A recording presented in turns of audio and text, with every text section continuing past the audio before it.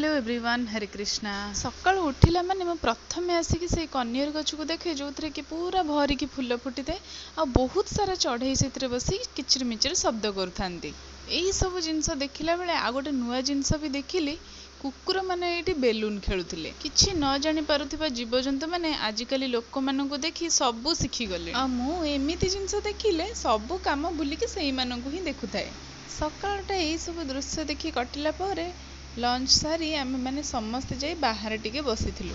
आ mummy आम मान समस्त को गोटे बढ़िया मजा स्टोरीटे शुणाउथिले। आमे ताकु सुनी समस्ते हसी हसी गड़िलु। आज जेहेतु हाट पाड़ी थिला, डाडी आमर हाट को जाई गुपचुप आम मानक पई नै आस्थिले। आ से सब गुपचुप को मु थाली रे एम्ति सजाई समस्ते बसी खाइलु। एमिति खाइबा पीबा हस मजा भितर दिनटी एम्ति कटि जाइथिला। राति रे जेतेबेले पुओ को मु सुआइबाकु नेली, से मो पाखरे न सोई डाडी को कांधरे झुली झुली सोई पड़िला। आ मोर बहुत काम हल्का हो गला।